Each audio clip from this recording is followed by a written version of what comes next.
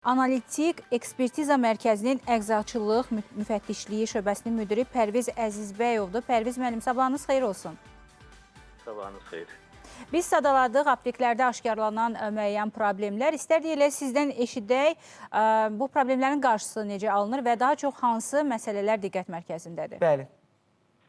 Bəli, bildiyiniz kimi Səhiyyə Nazirliyinin Analitik Ekspertiza Mərkəzi ölkədə dərman vasitələrinin dövriyyəsinə nəzarət edən bir qurumdur və bu dövriyyədə nəzarət edən qurum kimi nəzarətin bir vasitəsi kimi də yoxlamalardan istifadə olunur və bu yoxlamalar zamanı əczaçılıq müəssisəsində keçirilən yoxlamalar qanunvericiliyə görə iki növdür planlı, yəni bu illik plan əsasında əvvəlcədən planlaşdırılır və burada əczaçılıq müəssisəsinin bütün tələblər üzrə nəzarəti yoxlanması aparılır və ikinci yoxlama plandan kənar, növbədən kənar yoxlamadır. Bu da hansı ki, əhalidən, vətəndaşlardan daxil olan şikayətlər, müraciətlər əsasında, mediada gedən informasiya əsasında, yerli və dövlət orqanlarından gələn müraciətlər əsasında aparılan nəzarət yoxlamasıdır.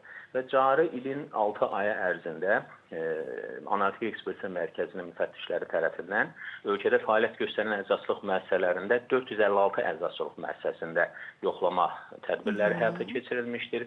Bundan 397-si plan üzrə olmuşdur, 54-ü daxil olan müraciətlər əsasında olan plandan kənar yoxlamalar olmuşdur. Yoxlamalar zamanı deməli 107 müəssisədə nöqsanlar aşkarlanmışdır. Bu yoxlamalar zamanı qeydiyyat müddəti olmayan, istifadə müddəti bitmiş, lazımlı şəraitdə saxlanmayan dərman vasitələri satışdan kənarlaşdırılmışdır. Bunların da ümumi sayı 418 qutu olmuşdur.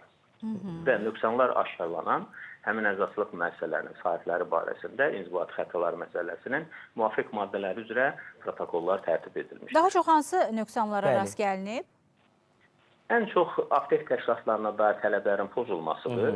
Yəni bu, belə deyək, həm dərman vasitələrinin düzgün saxlanılmaması, həm dərman vasitələrinin buraxılışında çalışan mütəxəssisin sertifikasiyadan keçməməsi, ümumiyyətlə əczaçılıq ixtisasına malik olmaması, belə hallara rast gəlinir.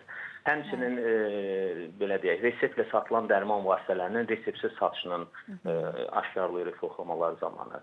Dövlət qeydiyyatı tələb olunan dərman vasitələri bəzi vaxt görürsən ki, dövlət qeydiyyatı olmayan dərman vasitələrinin satışı da aparılır. Belə nöqsanlara rast gəlinir. Təşəkkür edirik. Çox sağ olun. Pərviz müəllim, ətraflı məlumata görə